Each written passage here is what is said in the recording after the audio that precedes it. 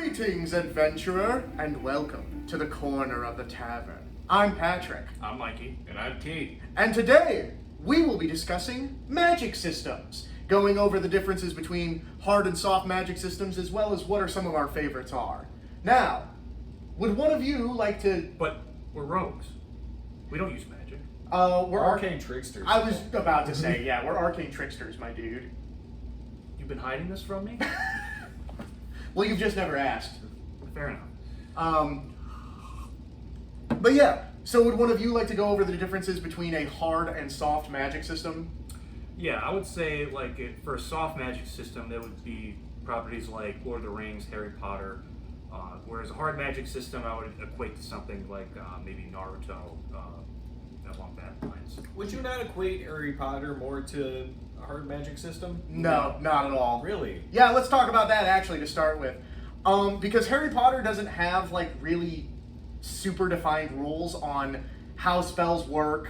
Like, yes, okay, we understand that certain spells... Only a certain I'd say a handful. Yeah, some spells need like your wand to swish in a certain way or for you to speak certain verbal components. But which is kind of ironic, right? Yeah. That it's such a soft magic system because does take place at a school that revolves around teaching the magic. But we don't learn what are the limitations of a wizard. How can they cast higher tier spells? How do we know when a wizard is stronger or weaker than another one? What is the limitations of magic? How are magic items created? Why is everything through a wand? Why? Yeah. See, no, I don't know, because it's just maybe it sits in a weird middle ground, because I don't know if I would even go as far as to say it is too soft, because Real quick, I define different schools of magic and stuff. Real quick, I want to say that hard and soft, it's a spectrum, right? It's not one camp or the other. It's on a, it's on a spectrum of... Much like my tism.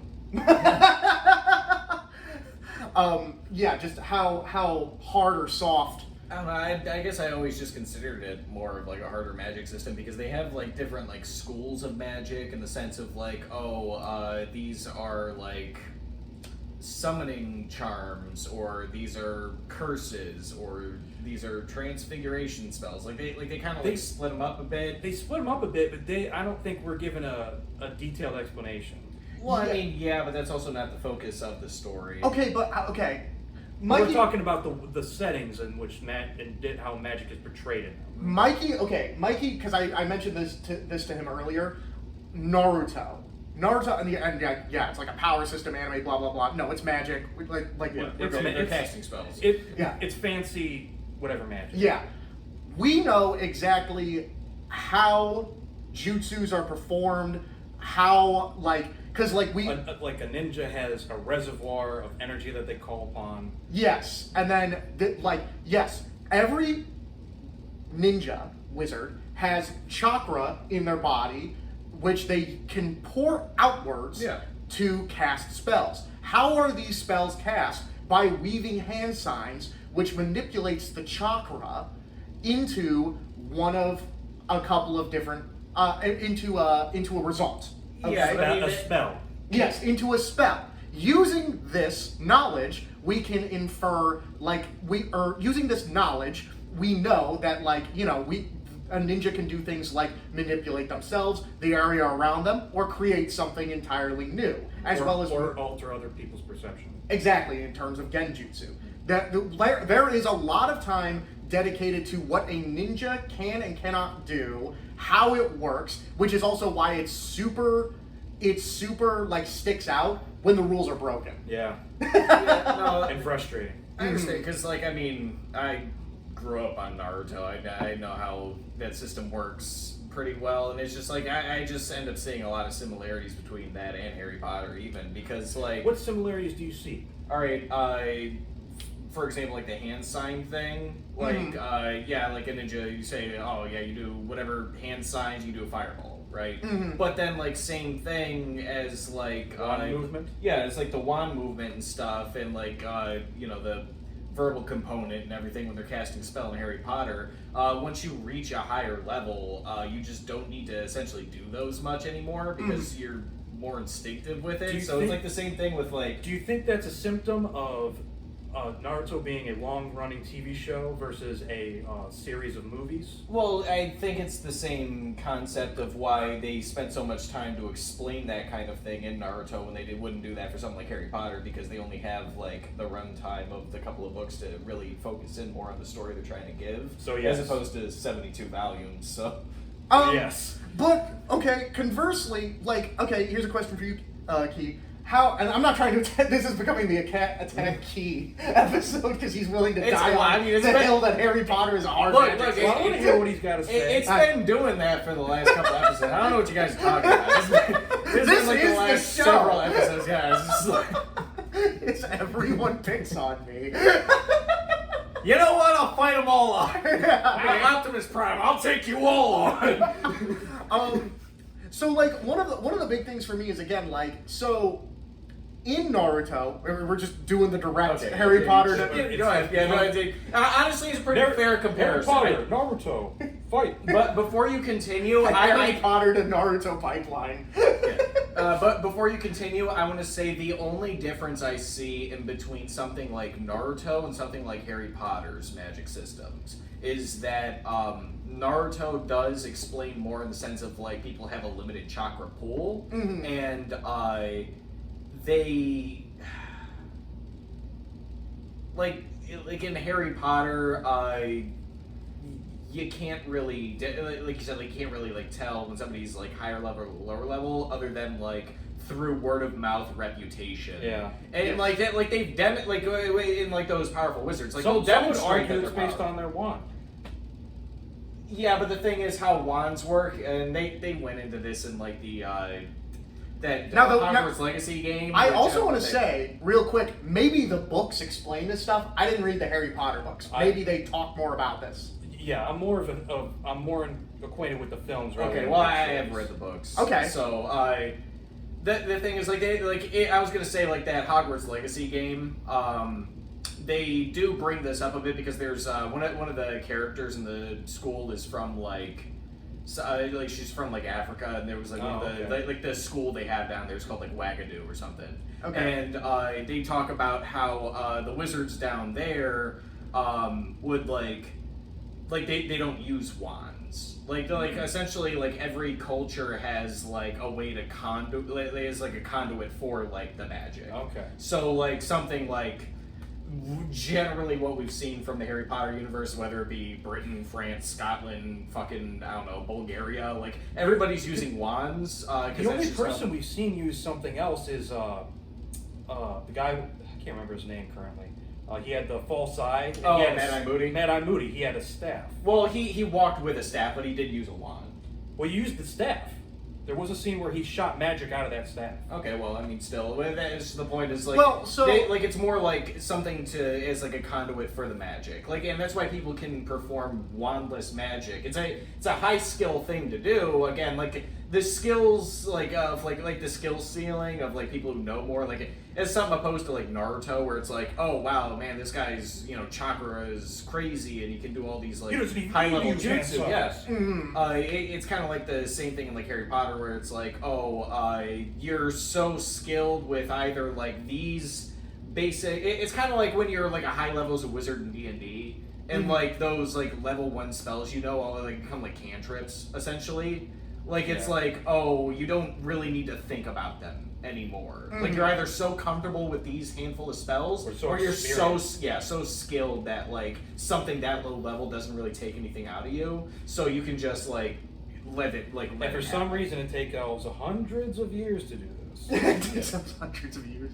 Yeah. Well, and so like there's more than just that, than just the pooling aspect, like how many spells can a wizard cast. But also, like, okay, let's just say, what determines? I'm sorry, I had a brain fart. What determines if a wizard can cast a higher or lower level spell in Harry Potter? For instance, I would say their age. What's to stop? Okay, let me put it this way. What's to stop a first-year wizard from casting Avada Kedavra? Other wizards?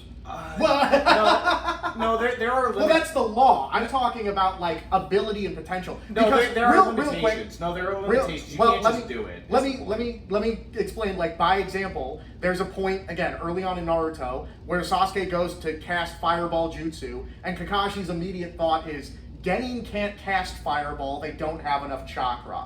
And so we glean a lot of information just from that statement alone. Yeah. In that, like, this is a jutsu that requires a lot of chakra. Chakra is the battery system that Yeah. determines, you know, how. Yeah, you're a kid. You shouldn't have that much battery power to be able to fire this thing off. And also how now this is just a lesson in how certain lines are like just really good, well written. Yeah. And then we also communicate how powerful Sasuke is Yeah.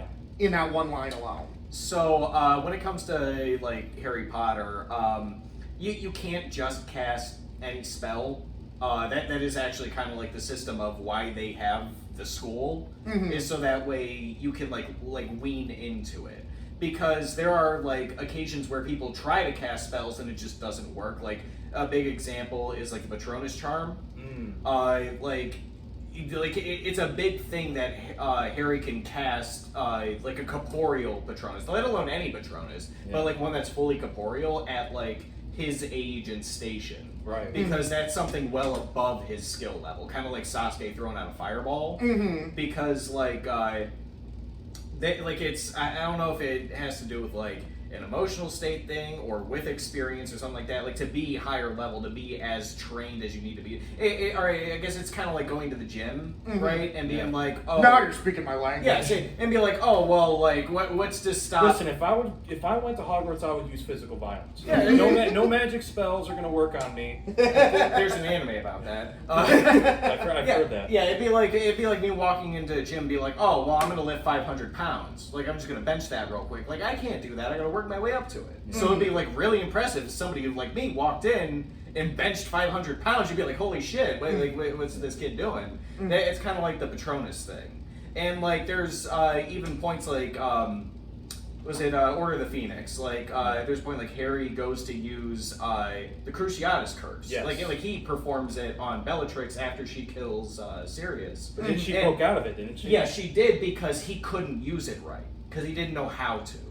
Because it's something that it's like you have to. You have to have malicious intent. Yeah, you have to have that hate, like that, like malicious intent in you to want to cause that pain to somebody. So it's like so there's like limiting factors on the magic placed on an individual based off of like I guess who they are. So would you say that spells in Harry Potter are largely based on like one's personality? I guess, yeah. I would also factor in emotional state. Yeah, I think anytime they've really shown like if spells can work or not, like the most definitive reason they give if spells can work or not is like the emotional state attached to it.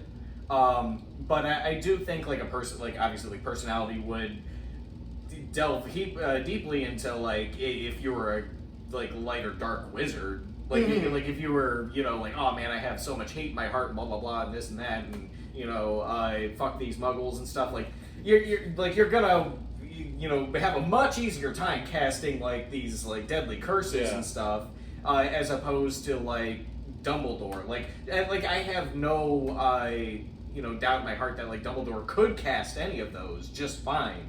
But like I guess it just takes like a certain person to do those kind of things. But there is like a system of like you said, like a first year can't just cast Avada Kedavra. Like they not only would they not know how to, but I don't think it would work for them if they tried. Like at most, like I'm not gonna lie, I thought that spell was abracadabra for the longest time. Yeah, I mean it's a play on words. It's a play on words. Play on words. But so like from what I understand, like if spells don't work the way they're intended to, or you don't cast them the way they're intended to, it has almost like a muted effect to it, or like something adjacent to it. So for example, Harry trying to cast like Cruciatus, like it's not as potent as what the spell's supposed to be, enough for her to be able to just break out of it and be fine. Like yeah, it hurts her for a minute, but she's okay. As opposed to like, I don't know, maybe if like that, like a first year picked up a wand, tried to cast Avada Kedavra, they might almost kill somebody, but I don't think it would be like an instant death thing like the spell's supposed to be. Interesting.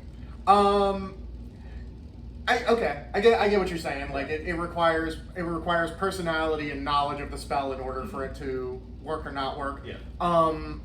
I would still categorize, like I said, because it's a spectrum thing, right? I would still categorize. You still place it at the softer end? I would still definitely place it at the softer end because there's still I'm like. dying on this hill. I'm placing it. If Naruto's in the hard system, I'm placing it like closer to that. I would say that they're like on opposite ends, but like I would say Harry Potter's 25 and Naruto's like 75. And the reason why I would say that is because there's still like just a lot of stuff in Harry Potter, for instance, that just isn't explained or delved into or how things work. Like for instance, how are magic items created and determine function, things along that nature. Like Ronald Weasley's flying car. How does that work? How is that created? His dad made it. His dad made it. Exactly. That's not an answer. Well, yeah, it is. Well, see, they do see, what he did was he got the car, and he said, "Okay, you're magic now with the wand." No. Because that's the thing, is it's like, again, like, they don't spend the same time Naruto does of, like, explaining the specific mechanics, but they do imply that they're there. I would argue that that's what makes a hard and soft magic, that makes the difference between a hard and soft magic system, is establishing the rules. No, but see, because I think, in my opinion, again, this is more opinion, but, like, I feel like soft magic systems are more in the sense of, like, they don't even, like, try to allude to that fact. Like, if you take, like, Lord of the Rings, they don't care. They're not really, like, describing it. That Lord of the Rings falls into, like, the softest of soft magic. Well, that's what I'm saying. Like, but that's what I'm using an extreme here. Is that, like, they just don't care. Like, it's more like, oh, magic's here, we utilize it to whatever extent. It's more of like a, not MacGuffin, but like a plot device. Yeah. To drive the plot forward. And like, while, I can see where, like, Naruto kind of falls, or not Naruto, Harry Potter falls on, like, that soft spectrum. That's why I said I feel like it's more, at least in the center, because, like, they at least allude that these systems are there. Although they don't go into, like, the full process of explaining exactly how it works, they have the school set up so that way you can work your way through the ranks of being able to use spells, and then even in the sense of, like, oh, the flying car, his dad made it. Yeah, it's because the dad specifically works at the Ministry of Magic, and that's his job, is like normal items that have some kind of, like, spell or something cast on it. So what he does is he, like, reverse engineers these items to get the curse away from it or figure it out. And then because he does that, and just because he enjoys that shit, he's like, oh, well, if I can reverse engineer something, I can re-engineer it back onto something else. So he, like, reverse engineered something, re-engineered it back onto a car, essentially. So, like, they can, like I said, they allude to the fact that there are systems no here. more. We're flying automobiles. I was actually gonna bring up, it would be a funny way to explain that is like, so we know how wands work in Harry Potter. At least we have a rough idea based on what I know of them and all that stuff. That it's magic wood and there's like a phoenix feather or something. Yeah, It's it's got magic core. materials from. Yeah, I think like the three magical most creatures. common are like phoenix feather, unicorn hair, or Yeah. like dragon heartstring. Yeah, So it's like, just like it's like magical items and shit, but it's just to be able to, as a conduit, to be able to cast what magic you specifically have, which is kind of, before you continue, I just want to make this statement. The wizards in Harry Potter aren't really wizards; they're sorcerers. I agree. They're What's the innately line magical. there? That they're innately magical. It's not through. Academia or study. It's like it's not like, oh, I'm just Joe Schmo and I'm going to learn the magic. No, it's like, I'm innately magical. I'm using a conduit to project the use magic. a conduit to project my magic. I'm just learning how to control the magic that I possess. Yes. Yeah, if you're using D&D as a base, yeah, I would argue that they're sorcerers. Because Harry Potter was even able to cast spells before he even went to Hogwarts when he made the glass disappear and talked to the snake. Yeah. So, That's what I'm saying, because it's like a magic that exudes that's- from them. The wand just conduits. Yeah, that is innate magic. Mhm. That is not learned through academia or study. But what I was going to say is just like, so maybe what makes a flying broom a flying broom. Obviously, we know they're special as emphasized by the Nimbus 2000s and 2001s and the fire bolts and all that stuff. So we know that these are, which by the way, I just think is kind of a funny note that like brooms are like cars. Like, Yeah, they have like models and makes. Yeah, we got high-end luxury brooms. Dude, is Harry Potter's firebolt like the equivalent of him showing up in like a Ferrari to Essentially, school? Yeah. Fucking the Dodge Challenger of brooms. I mean, literally yes, because it's like what the high-end sports players are like riding on. Yeah. So it's like, so that is like, yeah. Dude, Harry Potter, everybody talks about Malfoy being the rich he's a Nepo Nepo baby, but Oh, like, yeah. no, Harry Potter is. He shows up on fucking... His dad left him a bank vault full of gold. Oh, That's- do I you always guys forget actually about that. do you guys actually know how he got that money? No! Oh, there's actually a reason why he has that money. I forget. What How was did Harry Potter's dad get so rich? The funny thing is that they reference this product a lot in the books, but they never like, at least like directly reference that it is from his family, but it is. So it's called, I forget like the exact name, but it's like a hair potion formula thing. It's like it's like something to like. Harry Potter's dad invented magical Rogaine? Well, it's more like pomade. So it's Ew. like so it's like magical pomade, because the thing is, the Potter family notoriously has very messy hair. I thought you were going to say ghost bald. No, Oh, it's no, like, Harry. as I said, in the books, like whenever he's like looking in like the Mirror of Erised, like when he sees the entire side of that family, every single one of them has like fucked up hair. Okay. And it's just kind of like a genetic trait that they have. That's just how their hair grows. So he made this product Yeah, so and he, then so he marketed made, it. yeah, and so sold yeah, it. he made like magical. So like somebody in their family made like magical pomade and like sold it to like the masses, and that's how they got the fortune. Okay. That's... So so it's like his like family fortune passed down from that. That I assume he's still like accruing royalties on. Yeah, So probably. so it's Might not like. might have to open another vault in Gringotts. Yeah, I was gonna say, it's like, yeah, he's got like that big like bank vault there, and it's like, oh man, he's never. It's like, oh, what if he ever runs out of money? Well, it's like, I don't think he will, honestly. Dude, he's literally magical Batman. Yeah, no, he is. That's funny. Except he's you see him as a child and grow all the way to adulthood. Yeah. So I guess that also kind of leads into the whole. Like I said, it figures more on like I said, my opinion, like Harry Potter being like closer to a harder magic system in the sense of like at least closer to Naruto's, because now that I think about it, yeah, with them being like more sorcerer coded as opposed to wizard coded, it really is just kind of based off of like them as a person, what magic they have. That's why when they talk about these like great wizards and shit, I would assume it would just be the same as somebody having like a shit ton of chakra. Mm-hmm. Yeah. It'd be, like I said, like yeah, they don't go into the fine details of things. Dumbledore's on the same power level as fucking Hashirama. Yeah, so essentially, it is just like a power level. It's like how much do you specifically have as an individual, for one, and two, how well can you conduct it? So I get what you're saying. I'm dying on this hill. That's fine. I'm dying on this hill that it's at least You're- center, but I think it's closer. You to are heart. convincing me more that it's closer than I initially believed. Agreed. Real quick, I was just gonna say to explain the flying car. It's like he takes like the bristles of a magic broom and he just sticks them up the tailpipe. And that's how it flies. He just duct tapes them to the back. I'm not sure that works. God forbid if they ever fall off mid-flight.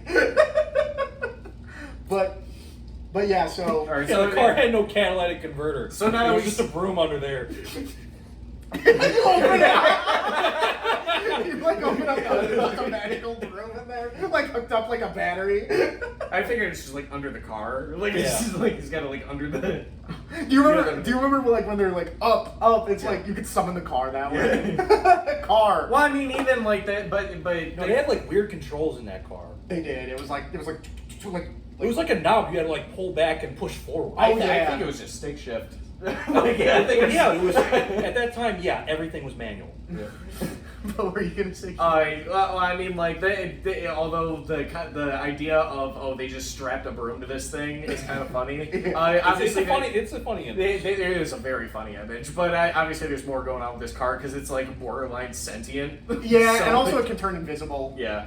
So like I said, so there are like very strong hints of like a soft magic system in it. I do agree with that because there's a lot they don't explain or they just kind of let slide. Mhm. But I think that has to do with the Harry Potter series being a book to a movie. Yeah. and that because that's the advantage Naruto has over a property like Harry Potter. yeah, is they have way more time to just sit and explain it. And Absolutely. I think if like Harry Potter had more time to sit there and explain a lot of it, they could, and it would make it a harder magic system. But at the same time, it's also about like the whimsy mysticalness of magic, of Yeah. like a soft system of magic. So it's like, oh You well, need that. we have giant talking spiders or a car Yeah. that can fly and turn invisible. So One of it's the things that definitely still again makes it. It's harder than I than I initially thought. Like Mikey said, you definitely convinced me of that. But at the same time, something that still convinces me that it still belongs on the softer end of the spectrum is that if something happens in Harry Potter, like, it's not like, oh, that breaks the rules of the magic. It's like something you just go, well, I guess they can do that in Harry Potter. Like, Harry Potter, again, has that very whimsical feel that makes it so that when something new that is magical is either introduced out of nowhere or, like, just a new concept is introduced, you don't go, that doesn't make sense. Again, using Naruto as a I kind of base. feel that way about the Elder Wand. Do you feel like it just doesn't make sense? Yeah, I just feel like it like whenever somebody gets their hands on it, it's just like everybody goes fucking buck wild and feel like everybody can just do every magic. Well, that's because that wand itself was a gift from death. Yeah. That's literally like, now something that is an inconsistency, and this is more of a writing inconsistency, is the cloak, Harry Potter's invisibility cloak. Nope. Yeah, it is, because, no, this is a writing inconsistency, not an inconsistency with the magic, because when Harry first brings it out, Ron Yeah, he goes, says, "Oh, I've heard about those," as to imply there's more. There's a reason for that. That's why I said no, because I knew what you were going to bring up. Okay. Is that because it's a known thing? It's like it's like the legend of the invisibility cloak kind of thing. So people have made cheaper copies.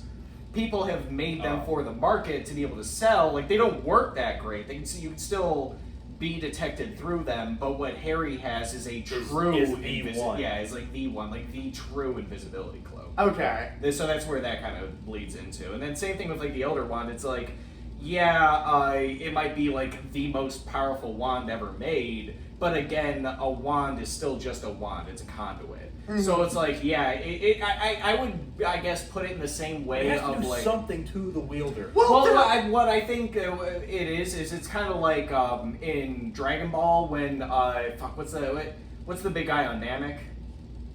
Guru? Yeah, the Guru. Yeah, like when he Frieza? the Guru when he when he touches your head and unlocks your potential, so you can do like the fullest extent of what you could possibly do. I think that's what the Elder Wand does when you wield it. Well, I could still see even just wands in general having an if it's made of like rarer or more powerful materials, just having an amplification effect. Like when I wield this wand, I have like a 1 times multiplier, but if I wield this wand, I have like a 2 times multiplier. And when you wield the Elder Wand, it unlocks all 8 gates. Exactly. See, but the thing, And you don't die. that would make more sense if people like bought and sold and switched wands constantly, but they don't. See, because the thing is, it's like they have like very specific wand makers who like that's just their trade and that's what they do. We're gonna take Ollivander because he's like the main one. Doesn't Ollivander also imply like wands have like a sort of semi-sentience with the wielder? Kind of. It's like they're all crafted in a sense of like they all have like a specific wielder in mind. Yeah. And like if you are the wielder of that specific wand, and it's kind of like the wand maker's job is to match you. Yeah. So if he sees you, he's like, oh, okay, I think it's this one that I've made. I think this is the one was meant for you. And then that just is like, oh, does it link to you? Does it work the way it's supposed to? And so that's why it's like everybody, like whatever wand you have doesn't really matter the material stuff it's made out of. Like there are certain things, and again, this more links into the way like magic works in Harry Potter. Like the whole, it's more like a personal thing. Like it's more like what personal power, what kind of like person you are, temperament wise and stuff like that, and that will determine like the kind of wand that it was meant for you, because they do have like certain properties that are more in line with whatever wand it is. But it's more like when you have yours, that's it. It's one and done. You're linked up to it. The only time people really switch wands is either like when it breaks. Yeah, when it breaks and they have to go get Fucking another Ron. one that can run. Yeah. Dumbass. Do it. I loved it when he taped his shit up with fucking duct Scotch tape. tape. Yeah, Scotch tape. If you they link this one in later in the books, but if you win a wand from somebody, that wand is now technically yours. Yeah. And like the Elder Wand, because that one's just more like it doesn't really.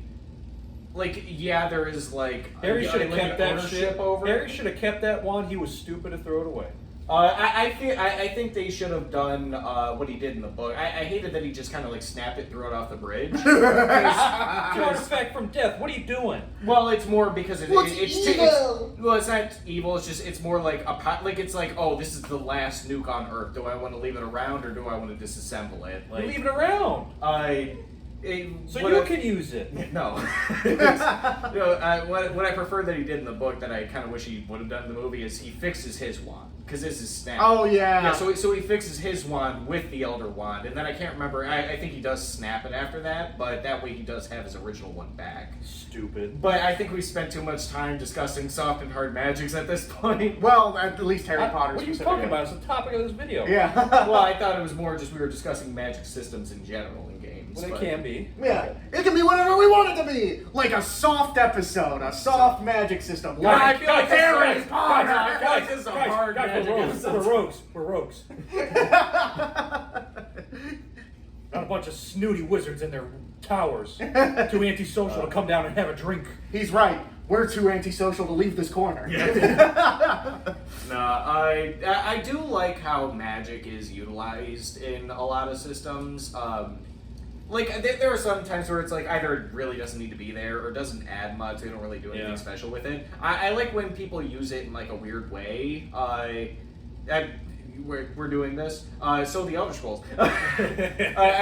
Real quick, I'm just gonna bring this up because specifically how I like they utilize stuff a lot in there. Where I'm just gonna bring up specifically the Nords. Okay. Because- Would you say real quick, Elder Scrolls falls into harder? Oh, that would be a hard magic system. Yeah, I agree. Oh, I yeah, agree. yeah. Hard. Between like how they define the schools of magic, what What the different levels. What Magicka is. Yeah, what Magicka is, how it's utilized. I usually play a warrior, so I don't. I know that one falls very heavily to the hard magic system, and I'm not pulling a Harry Potter on this. Okay.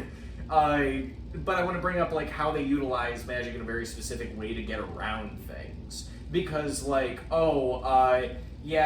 you have a world where people have like, medieval walls and stuff around like their cities and whatever. But then it's like, but everybody's like people don't really have siege engines, or at least the Nords don't have siege engines. Not really. So how do we They get have around it? catapults in Skyrim. That's about it. I can't remember. Do they? Yeah. Well, that is later on. It's later. Yeah. But they did have them. But originally, it's like, it's like it's like in order to keep this barbarian stereotype of it's like, it's a frozen wasteland, but they're all wearing like furs and shit. Like half of them aren't wearing shirts. Like they're able to tank all this damage. How do they infiltrate a city? How does all that They're work? shredded. Yeah, it's like how does that work? How do you keep this barbarian aesthetic without like losing some of it to be able to use like siege engines and all this kind of whatnot? This isn't. Well, it's like they naturally just have a resistance to cold. So hey, look, they can wear their like furs and stuff and be completely fine. In the older games, they had an ability called Woad, which is a reference to the blue paint that like warriors would put on themselves. Okay. In the game, it acts as like a 50% shield. So you're activating a shield on yourself whenever you're like painting yourself. That's crazy. Yeah. Is the paint itself magic, or is it something in you? So it's always taken as like a racial ability. Okay. I would assume it's just something that the Nords racial can innately abilities do. work like magic in the games. Kind of. It's weird. That would be a longer topic to get into. I'm not going to do right this second. But talking about race. Well, I was going to talk about the And their innate abilities? And their innate abilities. I mean, technically it is a magic topic. If you guys want me to go on to that, I will. But I just wanted to say how the like the woad thing, because it's like they like paint themselves or whatever. In the game again, acts as like 50% shield. I would assume it's like whatever magic they have innately in them, when they paint themselves like that, it acts like a shield. Again, that's just more headcanon-y to explain away the point of it's woad. You get 50% shield. How does that work? But it's like, okay, so they can do that. They paint, so they can take a shit ton of damage, and then it's like, they can like. It used to be all Nords knew the Thune. And again, and even now, Nords can still do that if they train enough for it. It's just they don't do it anymore because they have because now they have the way of the voice. So it's like there's like a religious aspect behind using it, But it's like but initially they just had that power. They just, they just do that. Thuum users are faith builds in the world of Skyrim. Yes. Yeah. Okay. Yeah. Interesting. Because do they worship the dragons religiously? They in a worship way? Akatosh. no, they worship Kine. Oh, that's right. It's kind. Yeah. So Kinnereth. Is he a dragon man? No. No, that's, Okay, so- that's Akatosh. So Kinnereth or Kine to the Nords is she's like the goddess of like wind and all that, and she's like one of the chief deities in their pantheon because they believe she breathed them onto the throne of the world, like they were made by her. Okay, so it's less about dragons and it's more about Well, yeah. The worship. Yeah, it's the like, breath. Yeah, well, yeah, breath is a very big deal to them. Like, breath and speech. That's why, like, their greatest warriors are called tongues, because they utilize the films like their See, voice. and real quick, I just wanted to point out the fact that you can explain this very detailed is, I would agree. Yeah, it's what the makes hard it magic system. Yeah, because you Absolutely. can Yeah, break so- down, like, Yeah, why The these individual things work the way they do. aspects. Yeah, because like it's like she like breathed them onto the throne of the world, and then like they didn't have the Thuum, so she like breathed them onto the throne of the world, and it's just like oh they're just there, and then again I'm not getting into it. I'm fast forwarding. So we're all right. Now we're back at Skyrim. First era dragons are a thing. The Dragon War is going on. So the Nords don't have the Thuum. So Kine tells one of the dragons, Parthenax, hey, teach them that. so that's how it comes So to that dragons. because the Thuum is the dragon language. Because to a dragon, a battle and a discussion are the same thing. That's cool. I like Because that. yeah, It because is a neat detail. yeah, because when they're fighting and they're like shooting fire and ice and shit at each other, It they're becomes just- it becomes a Modern Warfare 2 logic. they're having a conversation. They're slinging N words, racial slurs, and not only that, fire's coming out of their mouth when they do it. So, but realistically, yes, yeah. To a dragon, a fight is a debate. That's so they're talking to each other is the thing. So they taught humans how to use that, and then so that's why it's like it's the dragon language thing. But they give thanks to Kine for it because she's the one who told the dragons to teach them how to do it. I thought sometimes my brain like That would annoy me. If I was a auto-completes. dragon, that would annoy the shit out of me. Oh yeah. You're like, okay, I taught you this shit, but you're thanking her? Fuck you. I was gonna say sometimes my brain auto completes like sentences like a phone, and I thought you were gonna say, "And the dragons thank God like Jesus." Yes. Thank our Lord and Savior who art in heaven for the Thuum.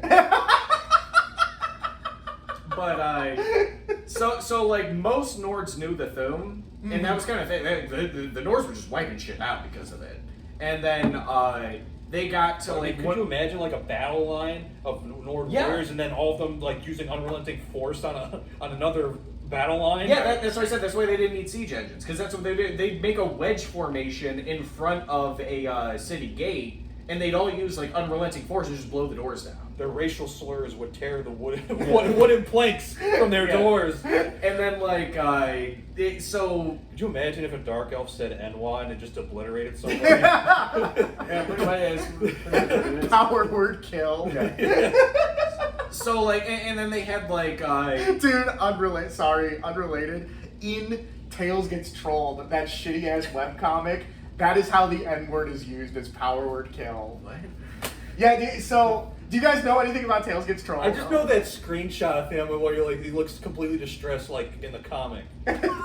Tails Gets Trolled was a shitty ass webcomic, and it becomes more and more clear that it's like it was definitely like maybe it was more of a troll than anything in earnest, but like do you even know what the plot is or whatever? I don't know. I've Okay. never heard of that. Okay. Fictional characters are real, Sonic the Hedgehog, Bugs Bunny, all that. Dimensional merge. Dimensional merge. All right. Okay, there's no original characters except for there are trolls, which all look like Naruto OCs, Okay. and they just run around calling people slurs, being mean, and basically a war breaks out between the fictional characters and the trolls.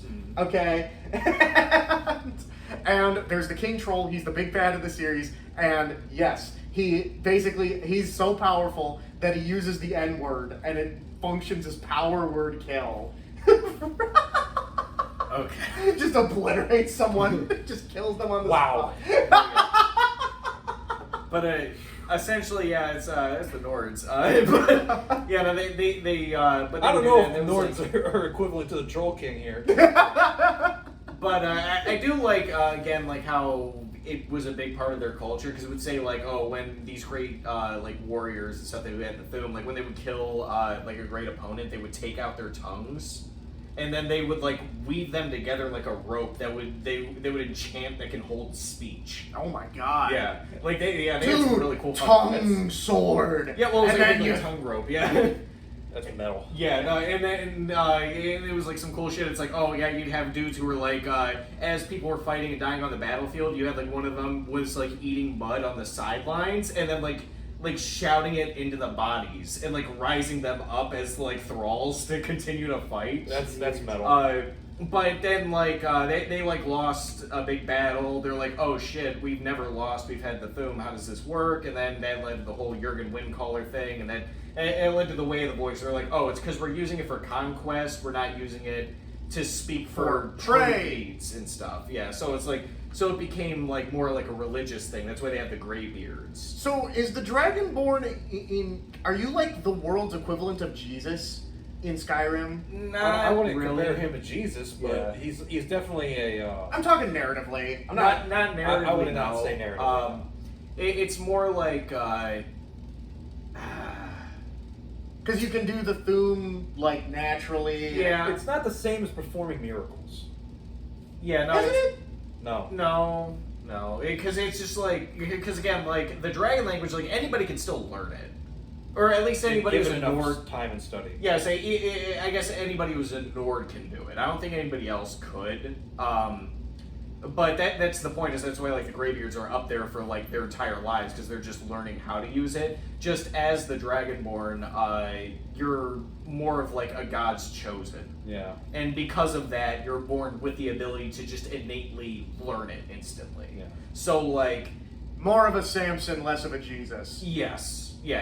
It's more like something that's just you've just been given with it. You're born with it. Like you just know how to use it instinctively because you have like Like it's part of your DNA. yeah, you got like the blood and soul of a dragon in you, essentially. And that also leads to like a cool aspect of like what the Dovahkiin is, because like it's can be translated to Dovahkiin, like dragonkin or dragon child, something like that, right?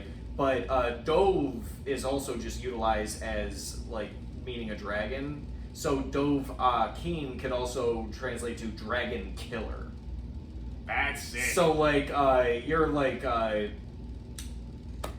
so I think it is more like a deeper lore topic, but it's not more that like Akatosh in the sense of like the dragon god gifted you this power because he wouldn't really want you to kill his children. It's more like Shor or like the aspect of him in Akatosh gave you this power so that way you can prolong his world and kill the dragons who are his historical enemies. Gotcha. But that's just more why I went into this whole spiel of like this is because I really like how they utilize the magic system in the world to get around what would normally be limitations of like a culture or something. So like I said, they can keep that warrior barbarian like Germanic culture kind of thing, but still be powerful enough to contend with like more refined or like longer lasting cultures. Like the Nords would still be able to take on like the Elves, even though they've had culture that's been around for however long and have like technologies that would technically be greater than what the Nords have. But the Nords can still put up a really good fight because of how the magic system in the world works and how they specifically utilize it. Speaking of magic in general, just I wanted to say, like, on the topic of magic in games, referring to magical systems, I definitely 100% prefer the mana system as opposed to spell slots. Oh yeah. I enjoy both. I don't really have a problem with either.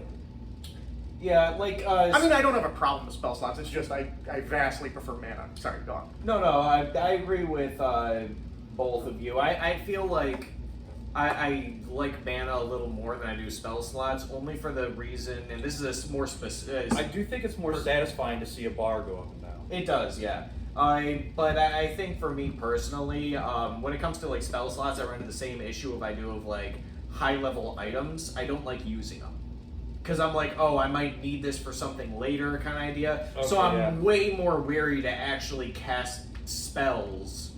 Even if I'm more centered around it, I'm more. You don't know if slinging you'll have a higher challenge. And, Yeah, it's like- be it's like, like- oh man, I wish I didn't use Yeah. that spell slot. Yeah, it is like you're kind of getting rid of something, and then of I- course I by think- like the end you still have all your spell slots and shit. Same thing you And would then, with and like, then you're all in the the business high-level like, oh, I items. should have used them. Yeah. So like you're kind of falling into that like where like should I use it, should I not kind of idea, as opposed to something like a mana system. It's like, oh well, it doesn't matter if I use this now because I can just gain that mana back later to be able to utilize it then. With the spell slot, over time in just playing games that have this sort of spell slot system, I think it's just always better to just use them when you have them, as it when appropriate in the combat situation you're in. Because the regret of not using them when there is no challenge, and when you use them when you could have saved them for a bigger challenge, you don't win in either scenario. Yeah. So it's better to just use them anyway.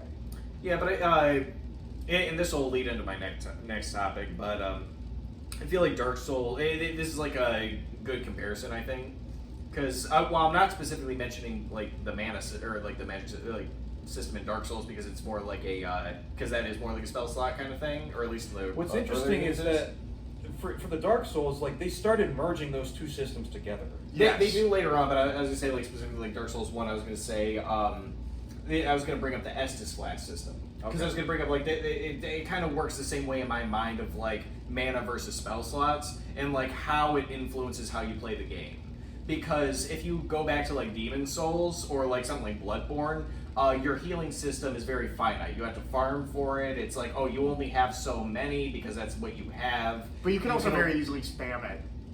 Yeah, but You gotta work to get you gotta them. work to get them back, kind of thing. And it's like, yeah, you can use them, but then you're out, and then you're just fucked. If you die, well, you still don't have any. You gotta go get some. Yeah, you gotta go get some. Whereas when they made the jump to Dark Souls and they gave you the Estus Flask, it's like, yeah, you've got a couple of them, but they replenish anytime you either die or go back to a bonfire. Rest of the bonfire. So now you're way more open to take risks, because it's like before it's like, oh well, I've got these couple of things of grass. Like, should I utilize healing this now? Should I save it? Do I want to like start spamming these heals and stuff? Do I want to go into this area knowing that it's high level and use up all this grass, knowing I gotta go get more? And whereas then when you like made the jump to Dark Souls, it's like, oh well, I can just rush at that boss a few times. No matter if I've got like 3 Estus Flasks, whatever. Yeah. I can just use them, and then as soon as they're gone, like and I die, I can just re-get them back. Yeah. So you're much more open to taking risks and utilizing what you have.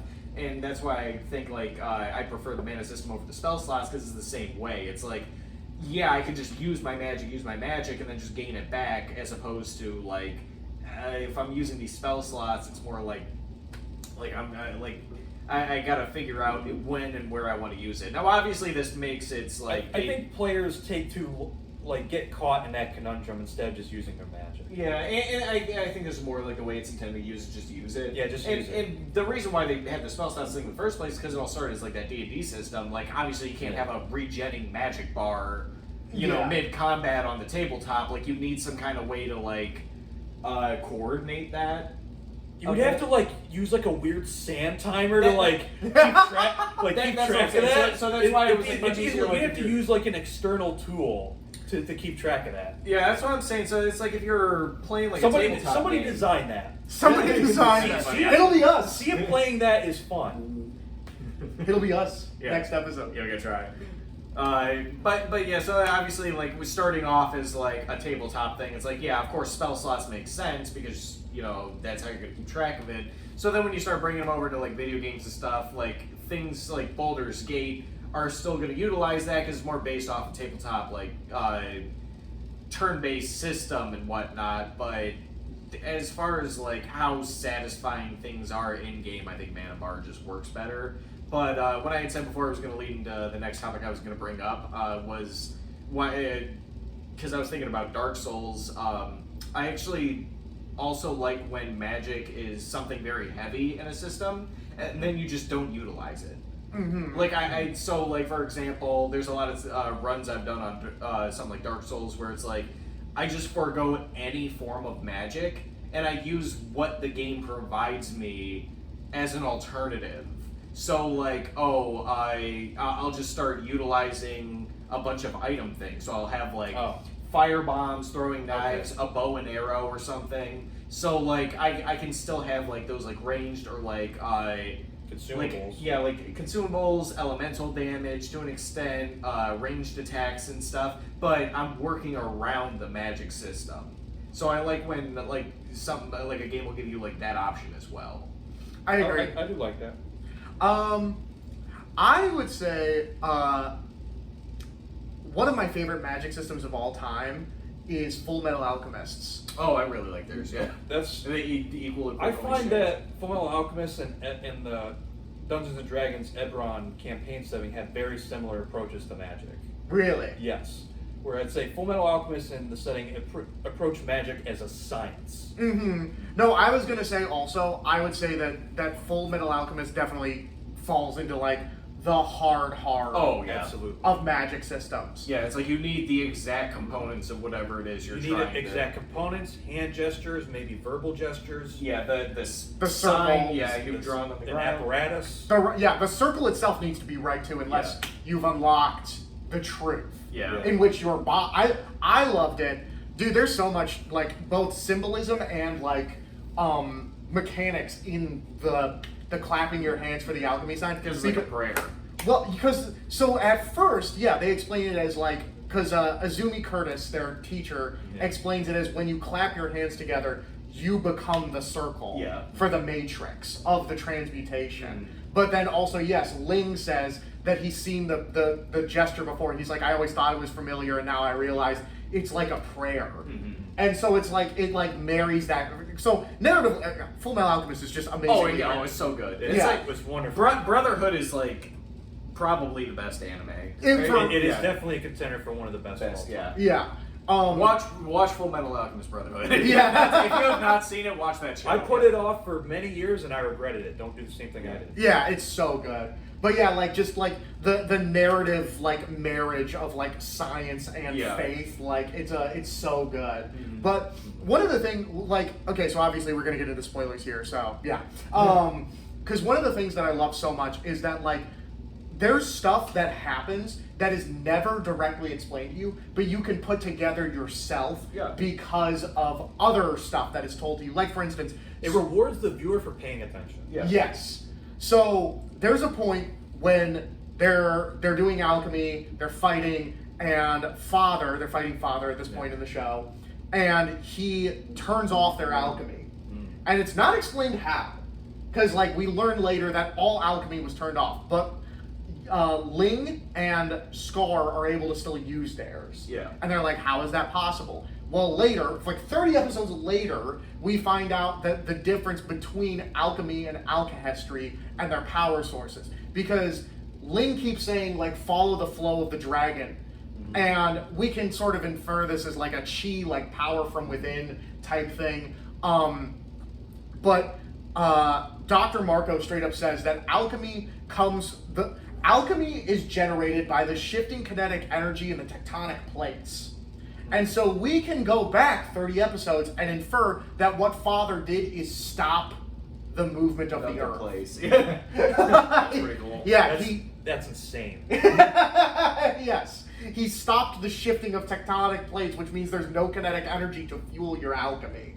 That's cool. I like that. Yeah. That's fucking rad. And also, something else that is explained, and this is something that I saw in like a different thing that I didn't even piece together myself, is that like those pipes and shit that he has running along like the fault lines and stuff like that, those are limiters, again, that he's putting on the shifting of the tectonic plates to make sure nobody has more powerful alchemy than him. When Father does the nationwide when Ed and Al's dad does the full nationwide transmutation circle, not the one that returns everybody's souls, but the other one, what he's doing is he's disrupting that limiter. Okay. That is such a good show. Yeah. I gotta rewatch that one again. It's very similar in the Eberron campaign setting because magic is approached by a science. Because after all, if you look at magic and you understand that it's harsh verbal components / hand gestures / maybe material components, why can't you replicate that? Mm-hmm. And if you can replicate it, you can record it. And if you can record it, you can give it to other people. Yes. And this has fueled a lot of the way of life in that world. Where it's not only in the magic, it's in cultures. Mm-hmm. For example, like the monstrous nation of Droam, they have farms where they farm the regenerative abilities of trolls. Like they make food from the trolls' regenerative limbs. That's awesome. Cook me up some troll arm. Why not? They just grow back. Dude, that's crazy. Yeah. Dude, do you think that there's troll rights advocates who are like, what you are doing is like the world's equivalent of vegans? What you are doing to trolls is cruel and inhumane. Well, you can write it in I there if you would want. probably not, because they're too busy about the Warforged taking all their jobs. That's legit. That's like AI taking over industry. All the machines are taking our jobs. Yeah, all the machines. Except the machines are literally doing Yeah, it in that world. Well, they're doing that in this world too. Yeah, it's happening. Yeah, we're all going to be replaced by AI models next episode. Yeah. Hey, it's getting pretty good. Can I be the Dagoth one? Can I take on Erwan? And I'll be Christian. I don't know what I'll be. Do you realize that if the health department of Vardenfell sees those videos you put up on the Dwemer web, we'll be kicked off Red Mountain? We will be kicked out of the heart of Lorca. I'm working on it. Yeah, Taylor is the one who put the videos up. I'm working on it, Nerevar. Yeah. I'm looking for a heart suite from the ground up. Is Azura even trying anymore? A Khajiit? I could handle the lizard, but a mouth-breathing cat? Listen, all of my best friends are Argonian. Some of my best slaves were Argonian. Oh man. It's like, this is why I can't stand you people. I mean, like the royal you, alright? I mean, like... No, but yeah, real quick again, just to get back to Full Metal Alchemist, and that's another thing too. Again, like Mikey said, it rewards the reader for paying attention, because we as viewers could also dictate whether or not somebody is using a Philosopher's Stone, because we know the rules of alchemy and what is required of it and all that stuff.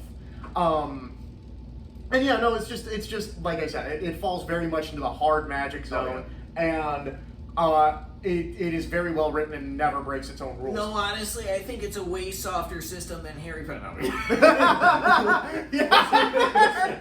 You already died on one hill today. Are you ready to leap on another?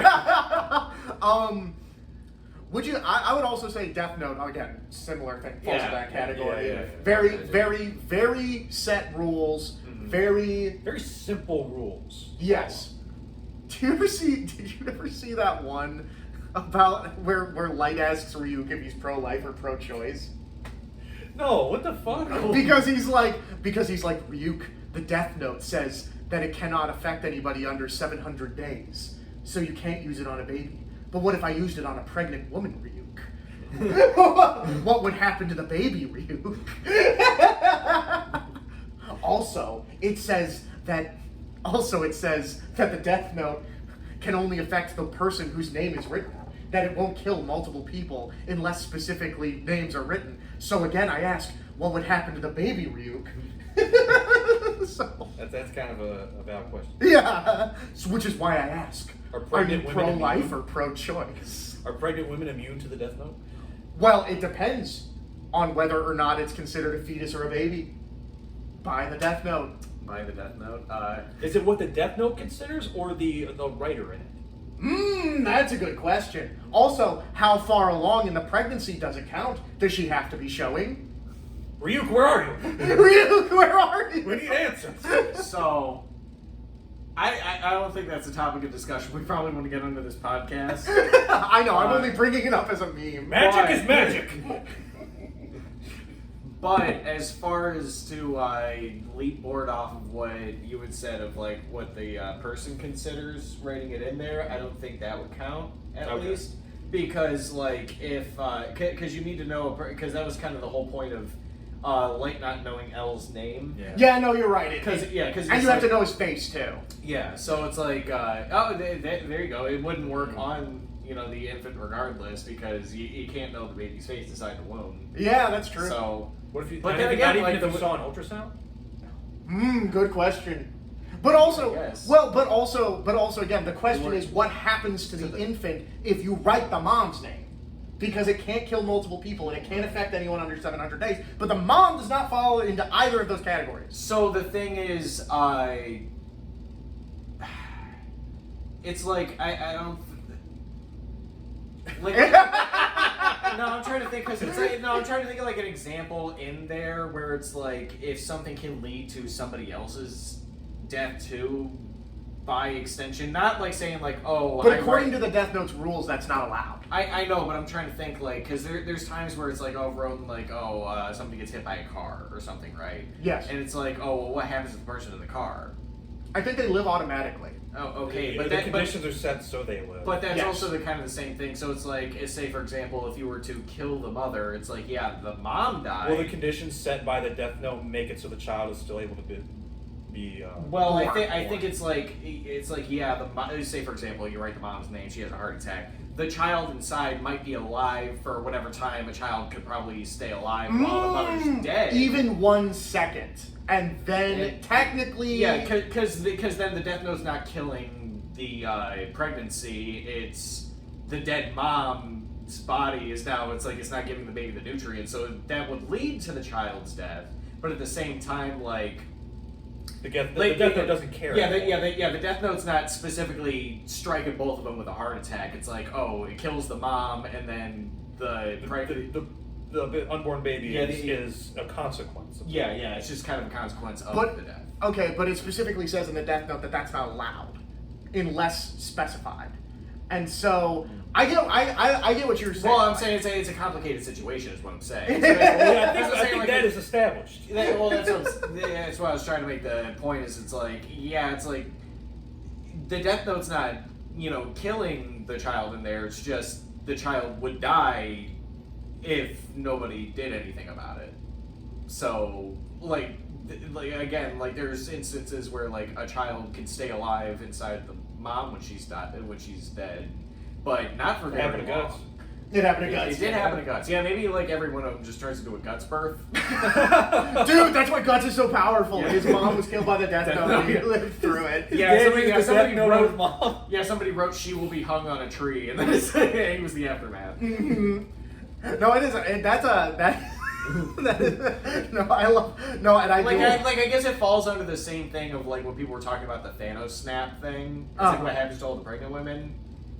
It's like like does the mom disappear? The baby just falls to the ground. Maybe under like, his like circumstances, all pregnant women are targeted first, and then whatever's not pregnant after is whatever's left to make half is then killed. Dude, all pregnancies are targeted for. How shitty is that? Yeah, it's like that. It's like that clip somebody did where it was like pregnant women when like Thanos snapped his fingers, and it was just like that chick like coughing up all the like cinnamon like from the challenge, like, coughing out all this dust. That's really good. That's really fucking good.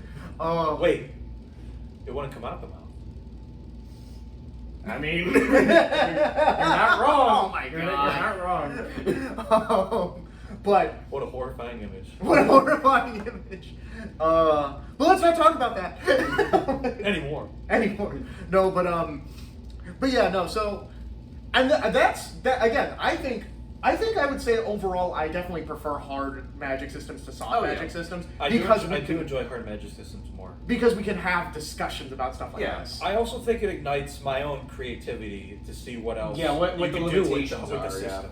Yeah, because I agree too. Because I like it from a few different aspects. Is one, you can really like test the boundaries of like how something works or like what you can get away with in a system that is defined.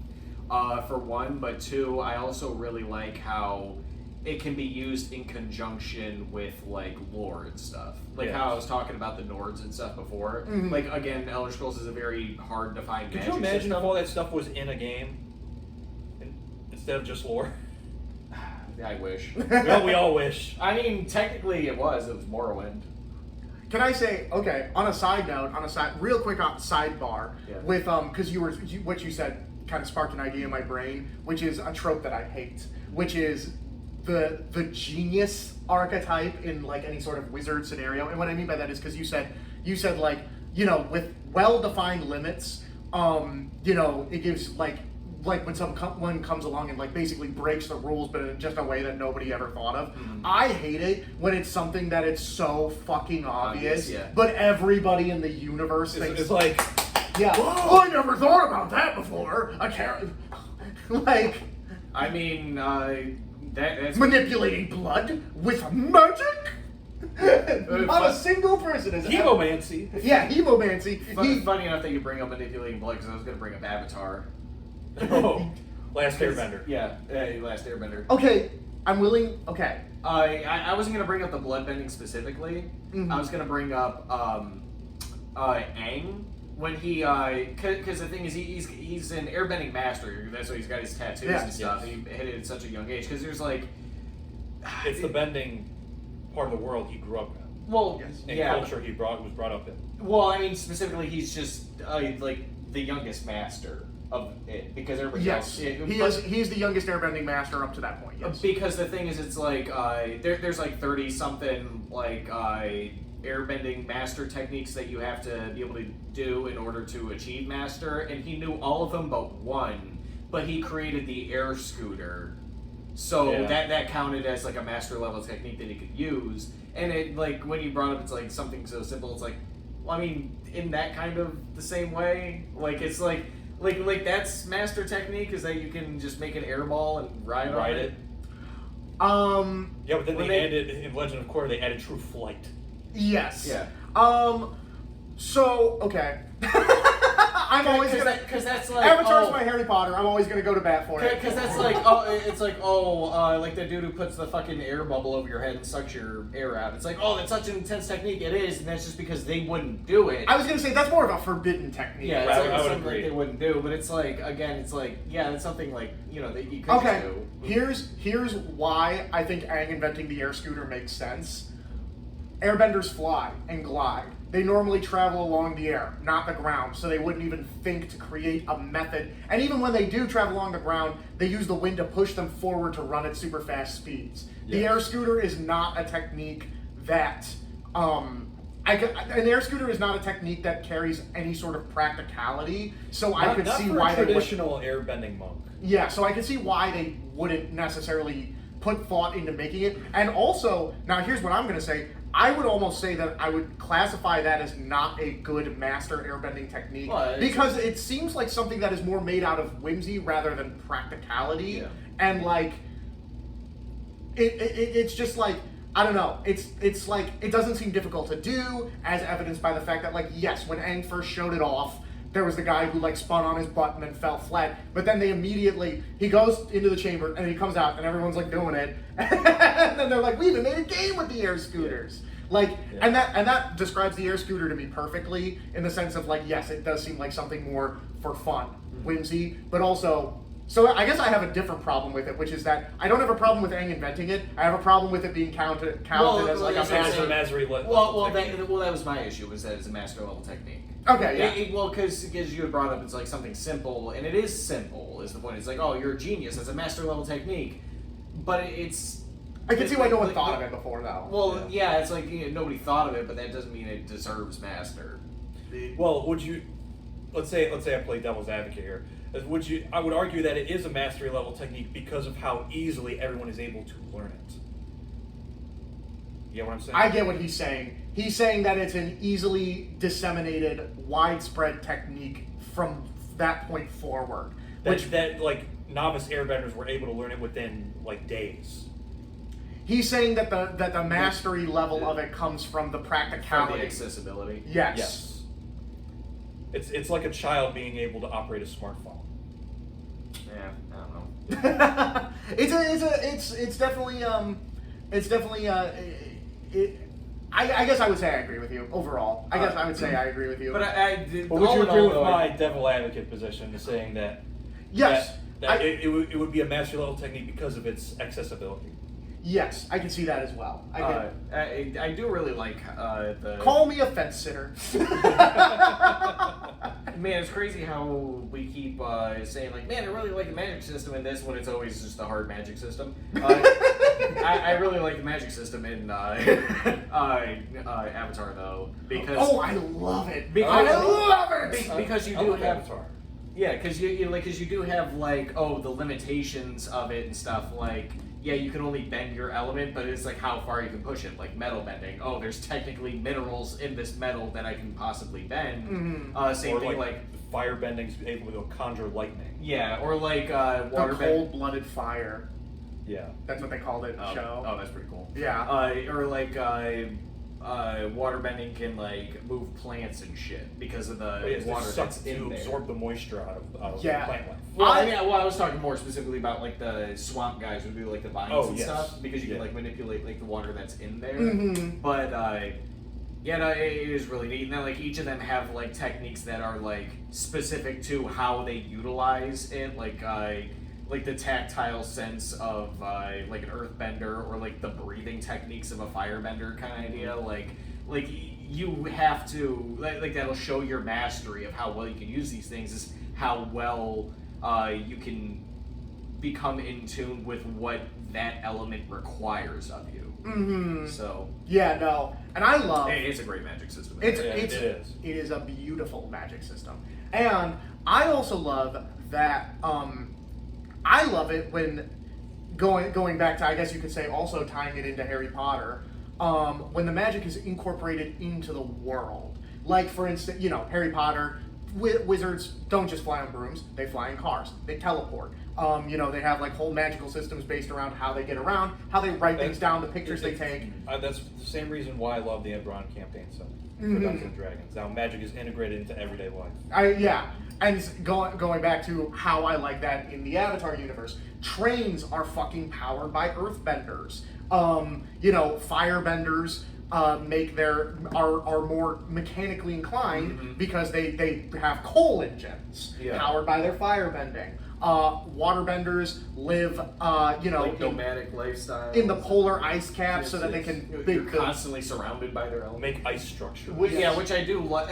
There's another thing. I really love how the map works in there too, because like each place has like they're surrounded essentially by their element. So when you're out of your homeland, you're kind of missing out. Because like a waterbender, in the deserts. like a waterbender, like you're at the poles, you're surrounded by water everywhere. Mm-hmm. Same thing, like the Earth Kingdoms are like very rocky terrain, or like the Fire Kingdoms are all just like an archipelago of volcanic islands. Yeah. So like it's always at hand, no matter where. And then of course like the air nomads are just traveling around because air is air. It's just air is everywhere, and and they live at high peaks. Yeah. No. The upside down city is really cool. The upside down cities. Yeah. So what do you think about, because a lot of people point to this. I'm sure there are other examples, but there's one main thing that people point to is this should not be right. And that is when Fire Lord Sozin channels the volcanic steam out of the volcano to disperse the heat and into the air. A lot of people, so in the flashback episode with Roku, he does that. It's like a 5-second clip. Yeah. And a lot of people are like... Probably why I missed it. And a lot of people are like, that seems more like an airbending technique rather than a firebending technique. So I can see where they're coming from, but this also kind of feeds into the magic system of Avatar in general, or the world of Avatar, is that there is a lot of crossover between what people can and can't do with their elements, because for example lightning bending or redirection was taken from water bending techniques. Here's a real so benders of other stuff can learn and utilize, like you were saying with Eberron, where it's you can use that and study it and replicate it. So they're able to do that with how they're able to like catch water and move it back kind of thing. You can catch the lightning and move it back and redirect it. So I think that's like one of those things where there's like a lot of crossover, because it's like, I was thinking about that recently of like what are the extents of like what a waterbender could do, because it's like if you have like a waterbender, like obviously you have your typical stuff, like they can move water, turn it to ice, thaw it out. They can move steam, which seems again like something what a firebender should be able to do because it's hot air and stuff. Like there's water in it. I feel like it's something like either or of them could bend. And then like when I was thinking about it, it's like, well, how would a waterbender utilize certain techniques from like other benders? So if you had like a waterbender make like big blocks of ice, and then they use like earth bending techniques on it to be able to like move it like they would like a stone. Like would it be more effective to fight that way, or would like a waterbender be able to utilize like fire bending breathing techniques to heat up like, or freeze it? Yeah, to like freeze it. Or I was thinking more specifically like heating up like steam and stuff like that. Because they can obviously make water colder and then make it hot enough to be able to melt. Could they make it even hotter than that? On that note, when you were talking about making big blocks and then using like earthbender style techniques on them, I mean, that's just something, again, now we're going into good writing, good animation. When Zuko faces off Azula in the Agni Kai, there's like 3 key moments where it shows him using like techniques that seem like they are more from the other different styles. Yeah, like even though it is firebending, he's like because there's like one of the main ones that I think about is when Azula like hits like goes with a big fireball, and instead of like what he does is he stands his ground by like smashing into it like an earthbender would, and like disperses it. Like so like obviously you're still only gonna be able to bend your own element. You're not the Avatar, but at the same time, like you can utilize techniques from or like bending techniques from other like benders to be able to use your thing more effectively. Yes. And again, I think that just more like narratively, I think that just calls more to like Zuko's affiliation with Iroh. I also loved when different benders use tools along with their bending. Oh yeah, like Zuko's flaming. Oh man, I love and his opponent that had 2 twin earth hammers. Yes. Yeah, I think my favorite example of that is what are they called? The secret police. Oh yes, their gloves. Yeah, the gloves. Yeah, what are they called again? The Dai Li. Yeah, the Dai Li. Yeah, where they have like the rock gloves and they just hold your hands and it like locks them together. They like put it on your mouth and just like block your mouth off kind of thing. I love that. No, that was wonderfully creative. And when they run along the walls like Spider-Man, because they also cover their feet. They can just climb. Yeah, that's what I said. Like I think that's like my favorite way where it's been utilized. But yeah, it's like same thing like. Like his twin scimitars, he can like use his firebending techniques with to make like flaming slashes and stuff, or like even the hammer guy, he was like able to like almost use them like shovels and dig up more. Yeah. He's like pounding it out. But yeah, going back again to like what you were talking about again with the blending of the different styles. They're like first that concept is first, I believe, introduced with Iroh. Like again when he says like he invented lightning redirection. They're all supposed to be in harmony. He's given them that whole speech he's drawn in the ground. And he also like says I studied waterbender, so I invented lightning redirection. Which, by the way, we also see before he even introduces it. Do you remember? Oh yeah. In season 1, the first time we see it is in season 1. Lightning goes to strike the ship, and he redirects it in the water. Yeah. And then we see it again before when it comes out a bit differently because Keelan, hold out your hand for me for a second. Like Azula goes to shoot lightning, and the lightning doesn't even form. He just he shoots it out from he like grabs her and like conduits it into another direction. Yeah, and so we see that technique multiple times. Yeah, and then he explains it. Yeah, and then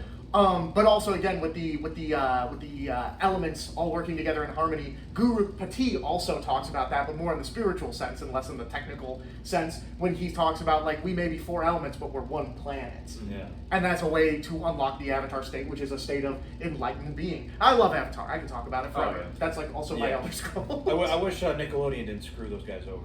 Yeah. It's a shame it wasn't good after the first run. Yeah. Also, on the note of lightning bending real quick. I love how there's just certain things you can pick up on purely through visuals. Like, Absolutely.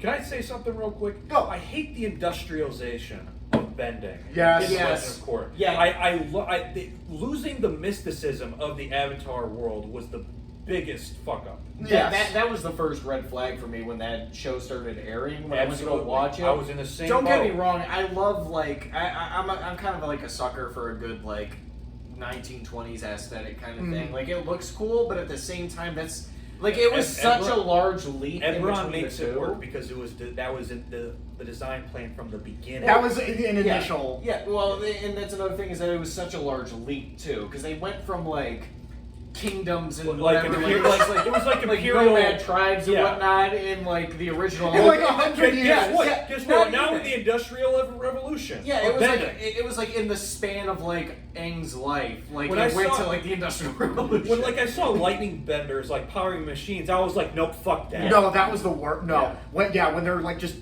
lightninging into tubes. For instance, I was like, I reject you. there's a moment. So there's I a moment. rebuke thee. I rebuke thee. I rebuke thee. So there's a moment in Legend of Korra when Amon first demonstrates his ability to take away bending, which, by the way, I could go on forever about that. But when Amon first goes to take away bending, there's a character named Lightning Bolt Zolt. He's like a mafioso member. And here's the thing: I'm gonna defend Lightning Bolt Zolt for a second, conceptually, because, dude, imagine lightning bending is still as rare as it was, and this one guy can do it and use it to become a mafioso. That would actually kind of make him kind of special, in an interesting background character, right? Lightning Bolt Zolt's gonna freak when he meets Metal Dick Nick. That's Metal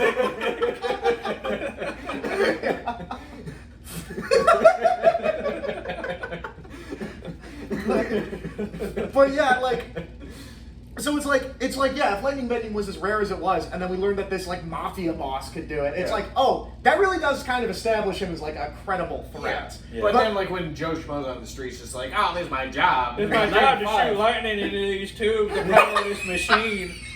Yeah, he's the fucking. Fuck. Oh my god. The local paper boys. Yeah. He's airbending and fucking newspapers into people's mailboxes. Oh my god. Oh shit, that hurt. I But could tell. But no, that was good. But yeah, no, yeah, I agree. But I wanted to say about lightning bending, to go back to again original Avatar, good Avatar as I call it. Yeah.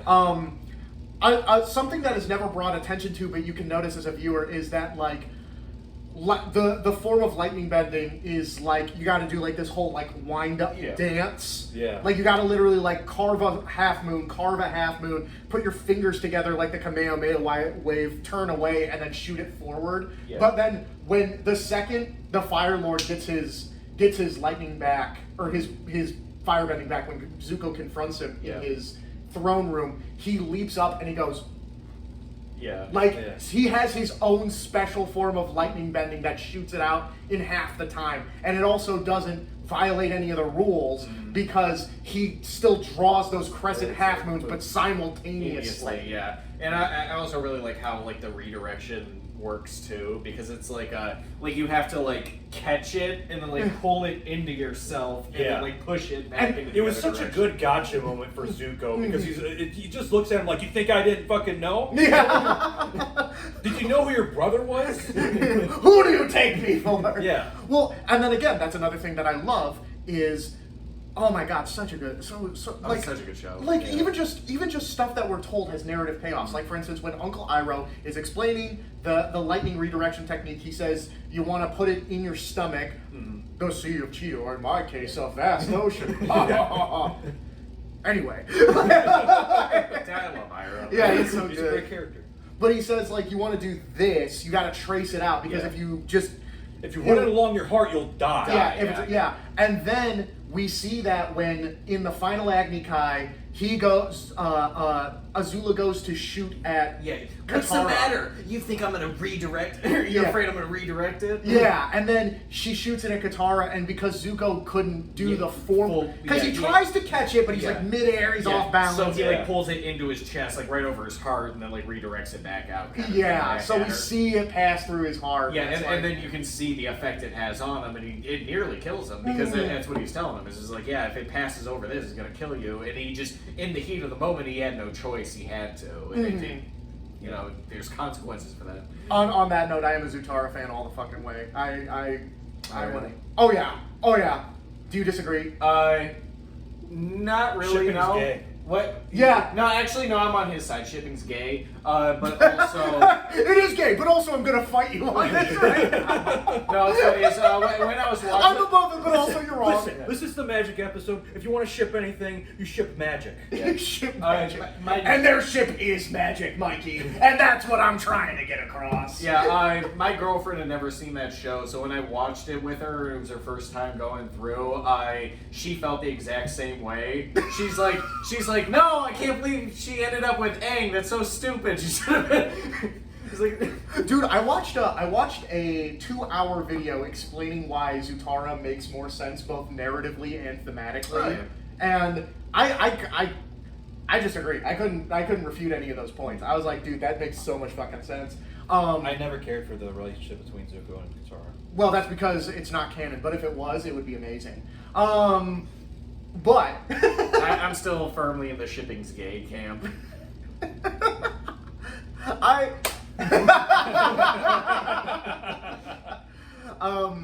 But yeah, no, I regardless of the shipping, I just wanted to bring that up because if they were the canon pairing couple, would that not be a powerful moment? No, it would. You know what I mean, Yeah. for their romance? But irregardless, You know, going back and watching that show, I forgot just how little amount of time like Zuko actually spends in their gang. yeah. Like I forgot that it's only like 5 episodes. yeah. Like it felt like way longer than that from what I remember. Dude, I found it so weird that him and Sokka got a two episodes together. Oh yeah. They were the I ones did. with like I the liked least it. chemistry. I still like those episodes. Though, Oh, they were when good. Go to Yeah, prison. they were good. Me too. No, I agree. But no, you can't hook up with the female guards. But yeah, no, you'd think Either Aang or you- Katara. Yeah. Either one of them had like more time to spend together, or even like I know him and Toph didn't really have much in the way of any kind of chemistry together either, but that could help build Well, something. no, if he had an no. episode Here's with the her. thing: they did have chemistry, but it makes sense why Toph didn't need to go on like a solo. You know what that series of episodes reminded me of is like loyalty missions. Yeah, in in Mass Mass Effect. Effect. Yeah. I just did all those recently. Yeah, Yeah. Zuko's like nearing endgame. He's the main character and he's nearing endgame, and he has to like do everyone's loyalty missions before the Gotta final make, battle. Gotta make sure everybody survives. Yeah. Yeah, because it makes sense why Zuko didn't have to go on one with Toph because he didn't spend like an entire year chasing her down and being an antagonist to her. He had to do that with everybody else because that was like him earning his redemption in each of their eyes. Yeah. The reason why I argued Aang or Katara over Sokka, I know like, oh, the ship or whatever. No, it's because Katara was established to hate him the most, to have the work most to get through because she was like, I was the first to trust you, and you betrayed me, and also you killed Aang. Yeah, you nearly killed Aang. Like, you did a lot of shit. I gave you a way out. I thought we were cool, and then You're lucky I had a fucking MacGuffin to save him. Yeah, exactly. Yeah, and so like it would make sense that like since she's got the most to unpack with him, that she needs a 2-part episode with him. And similar on a similar note with Aang. Aang is the main character. kiss at the end of it. Yeah. But no, Aang is the main character. Aang is the main character, so it would also make makes sense that way. Again, Sokka is just the weirdest pick to do a 2-parter episode with because they have fucking nothing as established when they're on the balloon together and they're just That's struggling rough, to talk. buddy. My girlfriend turned into the moon. Yeah, that's rough, buddy. Well, That's rough, buddy. even before that, when they're just like, So, uh, you been fire? yeah. Oh, what about you? You bet anything? No. I got a sword though. That's nice. I got a pair of them. Yeah, I got a couple of those myself. Oh yeah, Can you make like a fire sword, or how does that work? We don't have to talk the rest of the way. You don't have to feel the need to fill the silence.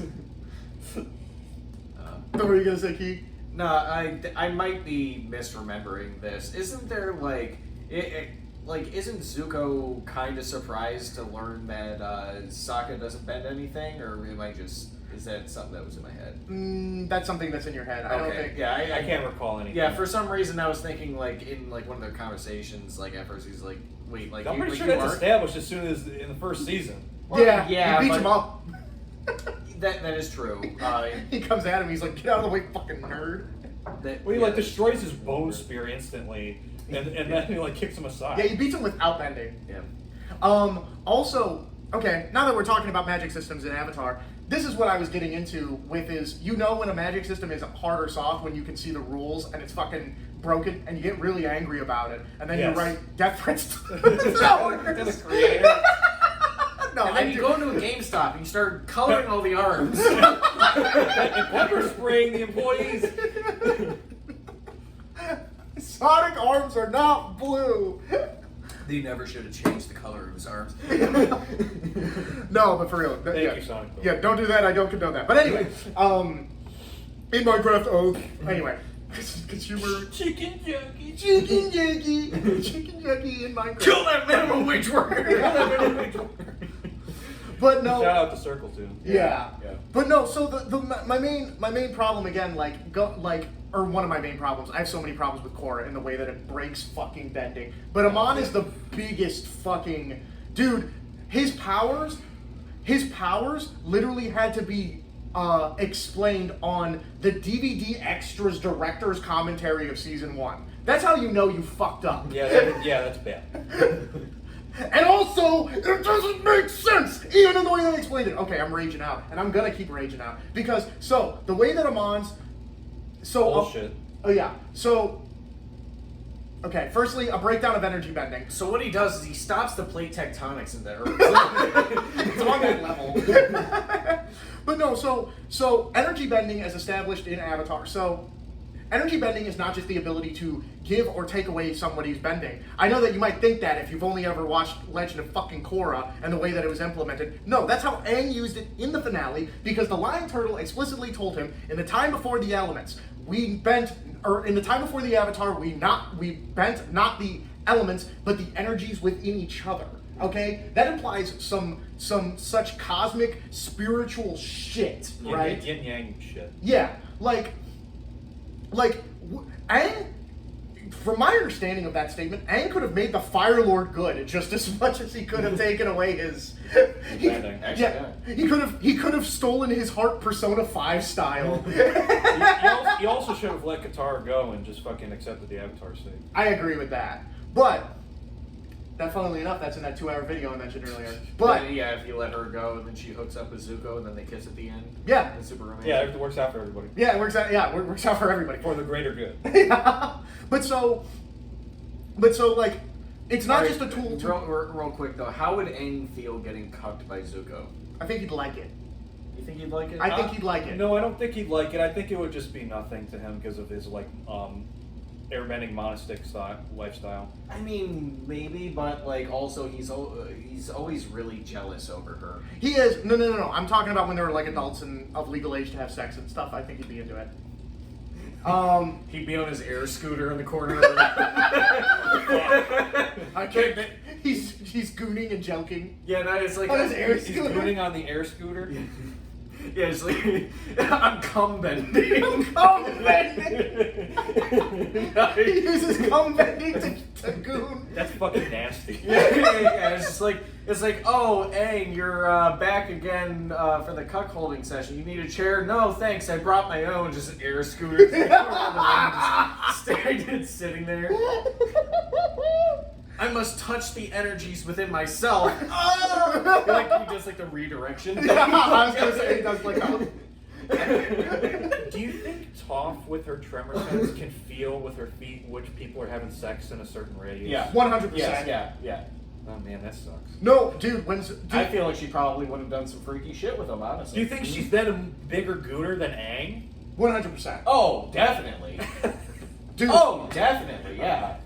I will say, dude. No, legit. That's something that I always thought about. Because Sokka obviously fucks Suki in that one episode towards the end. Like the writers admit as much, and they even say like, "Oh, Sokka's making a crown of flowers, otherwise known as a lei." Yeah. After that night, because he got laid. Yeah, laid, yeah. Like, Toph has seismic sense. So Yeah, potent. like when he shows up and he's fucking like he turns like, oh, Suki. He's Yeah. got, like the rose and shit in his And mouth. like Toph has seismic sense so potent that like she like wakes up from dead sleep to be like, enemies are attacking. I can feel them coming from miles Miles away. away, yeah, So yeah. there's no way in shit that she did not feel that and see basically exactly what was happening. Dude, and in the Wait, was that before or after she was like in the water and thought she was like hanging on to Sokka? that was after, but yeah, no, Yeah. I love that moment. I do. You can let me drown now. Yeah, you can. Like she Well, finds out it let wasn't me That's that. the thing, yeah, it's just like, it wasn't, that's just it, she's got some interest in Sokka now after feeling Dude, all yeah, that He's going got some on. closeted feelings. Dude, Yeah, Sokka exactly. pulls. Oh, He that- does. Yeah, no, he's got the most game of He's anybody. the in the show. underdog. He pulled like every woman but his sister. Yeah. He's also always the underdog because he's the non-bender. Yeah. So when he like does some like crazy shit, like it goes hard. That also feeds back into what I was saying before about like how I often like to play characters who work around a magic system like that, because I do like Would that you be someone like Sokka then? Yeah, because I do like the concept of like that character where it's like you have to utilize the things around you because you don't have that ability, you don't have that magic, you don't have whatever it is. Yeah, like so you I have to loved use when he was something training else. with the sword master. Oh I thought yeah, that- I that's thought that so was good. awesome. Dude, when he sacrifices the space sword to cut the platform, Yeah, and that then was, when that was a sad moment. dude, when he was like holding on and he thought he was gonna, when him and Toph thought they were gonna die, Yeah. that was a powerful moment.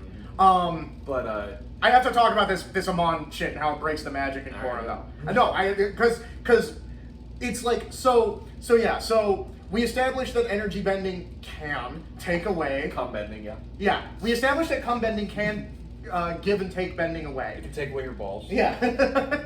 Testicular torsion jutsu. Cum bending and goon bending. But But can you use blood bending to get somebody testicular torsion? I think Can you use blood bending to make any man hard? Yes. I would agree, yes. Yeah. Also, on that note, I was thinking just earlier when you were bringing up freezing blocks, I was like, could a waterbender not freeze someone's blood inside their body and kill them instantly? Yeah. Same thing, and like in the same way that they warm up water to melt the ice, could they not bring it to a boil and cook someone from the inside? As I said, I feel like waterbenders are probably like if waterbenders lock the fuck in, I think they're actually probably the strongest benders. Like they have like if they were to utilize the full extent of like training from other bending styles and stuff like that, and all the things that water as an element could do, I think that they would be the strongest. I agree. But so anyway, real quick, we learn that Amon's energy bending is not energy bending. It is him combining blood bending with chi blocking, because we learned that bending comes from chi points and all this shit. And so what he's doing is he is using his blood bending. It's like making blood clots on your cheeks. Yes, exactly. Here is how it doesn't work. Is because, first of all, those clots would eventually disperse. And even either they would disperse on their own or they would fall out in chunks and kill the person. Yeah. The body would try to correct it. And secondly, there are multiple points where the writers just lie to you. The writers just lie to you. Because there's a point. Nobody knows what they're doing. Well, because. So we get this one guy, okay, he's like, I've been to every healer in the city. Whatever Amon did to me, it's permanent. Waterbending healing is established to be running the water through the chi points to heal people, which means it should have automatically dispersed the clots, and they should have known immediately what it was. Yeah. Well, that's just it, because like I said, anything after the first run of Avatar wasn't good. Yes. So the first go around, they hit the nail on the head exactly the way it needed to be, and they created like the perfect magic system, a great world for it to interact. Great with each stories, other. great characters. Great story. Yeah, everything past that, it's just they've fallen flat. Yeah, they've fallen flat. There were some like little pieces here and there from Korra that I like, but other than Red that, Lotus. the lowest, like I'd say the third season plot overall I enjoyed. I found entertaining. like the characters in that season, the villains in that season. Oh man, all the way to season 3 before it gets good. You know when Avatar was good? Episode 1. I'm not. You're absolutely right. A similar on the magic note, I just want to touch on magma bending real quick. Yeah. So because when it's first introduced, like it's a mystery, and it like first of all it establishes Gazan as like a fucking scary ass threat. Can I say, like, because of this team, it brought back a little bit of the mysticism. Yes, because they were able to do things that like Were unconventional. That Yes. The audience didn't know how it was, how they got these things. yes. But Gazan specifically, there's a moment because Bolin, the stupid, goofy fuck up of the group, managed to learn magma bending just by trying on a it. whim. On a whim, by just attempting to try it. And That's usually how that works. that's usually, yeah.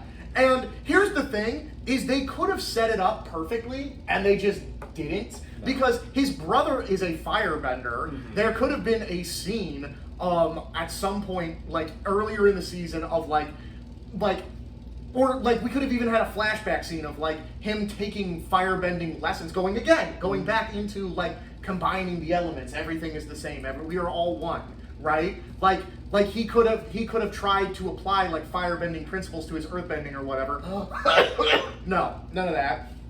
And it makes me sick. It's making me sick how bad this fucking series is. I'm dying. But yeah, no, we don't get that because again, it's like he could have very easily applied firebending principles to his earthbending, which would have made him make the connections to magma bending, but he didn't know it was possible. He'd never seen it done before, and then he sees Gazan do it, and then he attempts it, and then we have that thorough line, right? But it's just we It don't was get also in that. the midst of a battle, wasn't it?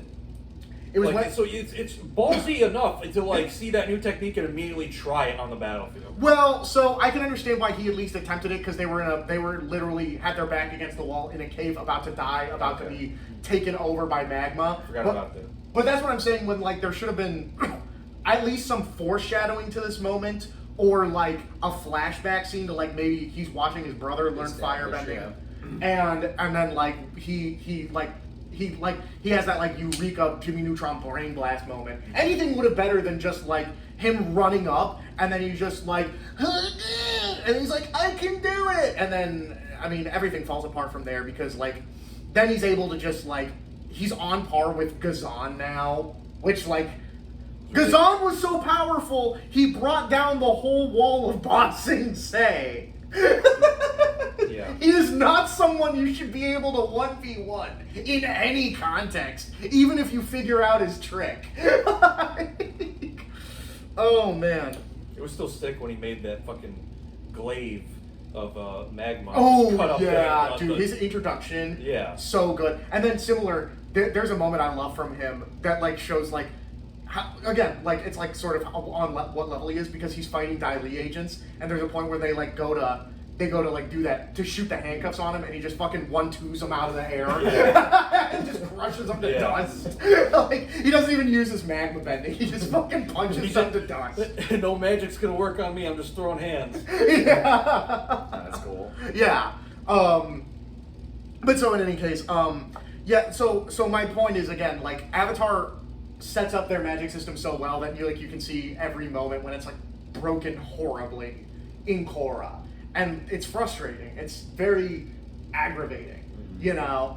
And so yeah, like and to me again, that's the sign of like when you can tell if a magic system is hard or soft, because like again, going back to the softest of soft, Lord of the Rings, when Gandalf like shoots a light out of his wand, or when His staff at the Nazgul, yeah. yeah, or like when like yeah, like I don't know. He mutters some incantation. Yeah, but you're not like that doesn't make sense. Since when could Gandalf do that? It's just like whatever. It's just like Gandalf's magic. He uses magic. Yeah, he's a wizard. Yeah, it's like he's got his own limitations to whatever extent. He doesn't really explain what they may or may not be. It doesn't matter because he just uses them. And like in the world of Lord of the Rings, Gandalf is something akin to like an angel. Yes. Yeah, he's like similar to like an angel. Yeah, He's so not it's- human. No. Yeah, so it's like angel-esque abilities to an extent is like what their magic system is, but again, Except he's not going to tell you be not afraid. yeah,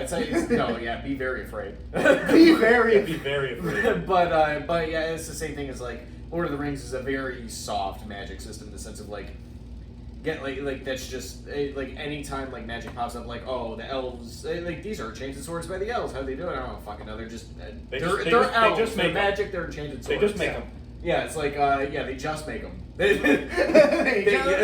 Yeah, how do? Elven secrets. Yeah, it's like Gandalf. He can make a fucking bubble to block the Balrog. He can make a light to flash in the Goblin Cave. Doesn't matter. Sting glows blue when orcs are nearby. Yep, it just happens. Why? It's just what it does. Yeah, and you don't question it because it's just part of the world. It's just how it works. And it's but cool. And it's cool. And it is cool. Yeah. Yeah, the rule of cool kind of overcomes a lot of stuff. I would say. I'm a big fan of the rule of cool. No, me too. Which is why factory workers shooting lightning out their dicks is not cool. No. I don't know, man. Metal Dick Nick. Metal Dick Nick. He's been putting in them hours. Ready to take on Lightning Bolt Jolt. Dude, he's got the fucking, those stupid Spider-Man like paracords they use like the costumes. He has one like on his crotch. He fucking like crotch humps at people. Nah, I was Just thinking shoots it out. more. It's like the Dai Li thing. Shoots the metal dick. It like catches you. So yeah, Aang learned that one. Aang Sit in learned the corner. It's a picture of holding up like this, but instead of like whatever the object is, it's the metal dick. Yeah, it's like Katara and Zuko are over in the bed, going at it. And he's like, "Hey guys, look at this!" And he's just he's just like spinning his jizz around. Like, Oh my god! it's got that fucking like fucking gross. he's got that like circus music playing. Oh my god. I thought you were gonna say they like metal bend a chastity case for someone. Oh my god. That's a horrifying image. Dude, bending exists Can in you every. imagine having a metal bending dad and he was like, no sex for you, and then metal bends a fucking chastity belt on you? Yeah, you like dilates your dick. No, not my house. Quit gooning, son. Quick, Earthbend. Gooning drops 98% in Earthbending Nation. Oh my god. In the Earth Kingdom, just a new technique found. Gooning out of control. Dialing agents in A new movement begins. It's not the passport bros, it's the gooning bros, and they're trying to leave the Earth Nation so they can goon. There is no gooning in Bossing Say. Yeah. What are you talking about? Gooning's all over the kingdom. Where do you think all the cum comes from? Take his dick. Bailiff whack his people.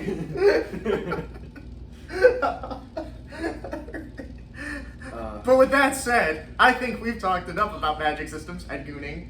Yo, is that, I'm fucking exhausted. No, you had brought up the can a No, woman there's or, more. can you blood bend somebody to have an erection? That would be the most painful erection you've ever had in your life. Oh my god, Dude, bloodbending can take away an erection. oh my god, oh man. Oh yeah. I couldn't even imagine that feeling. Can you imagine you're trying to make sweet love to your woman and then like you got a weird fucking blood bending buddy who's just like and just like sucks all the blood back from your cock. No, Aang's really jealous over. Oh my god. And also, No, now it's no, awkward no. because you have to pee. No. I'm gonna bring this back to Aang in the bedroom. So You got a lot of these. Yeah, you yeah, fantasize about Aang getting cucked a lot. No. See, No, this is all in the moment. Yeah, it's a funny concept, and I'm just rolling with it. Yeah, no. So it's like Aang's really jealous, right? And he just keeps trying to take away Zuko's erection, but Katara's like bringing it back. Oh my god! They're both fighting over it. It's like a tug of war. Yeah. So his blood vessels just became a super highway. Oh my gosh, yeah, that's what I'm saying. He's just like, can you imagine? The speed of the blood vessels being manipulated would rupture his blood vessels. Oh my god. And now I just made that you gotta pee also. Now I'm following that train of thought, like waterbending prank. Oh, you pissed your pants. Made you piss your pants using water bending just now. That is such a wild. This episode is fucked. Yeah, this is a scuffed episode. Dude, Cuck Aang the Last Goon Bender is a crazy concept. Cuck and the last. The Cuckatar. Yeah, Cuckatar the last goon bender. The Avacuck. I like Cuckatar. Cuckatar the last goon bender. Goon Bender. Oh man. But I do think that is the final thought. Yeah, I think we'll leave it there. I don't know how wizards do it. I don't know how this is. My mana has been drained. Fuck. Fuck. Oh, And I'm dying. that is a I'm stupid getting there. fucking concept. Yeah. Oh my gosh. But alright, guys. With that said, if you found anything of what we said interesting, and we hope not, Like and subscribe. Like, subscribe, do all that YouTube stuff. of this episode, Yeah. Jesus Christ. Donate. Donate. Hey, if Donate this to our is- charity. Yeah. Yeah, the gooning rates are too high in Bossing Say. We need to employ more Daily agents. subscribe. Oh man. Donate to your nearest federal government. but alright, guys, with that all being said, we hope to see you next week here in the corner of the tavern. Bye bye, everybody. Bye bye.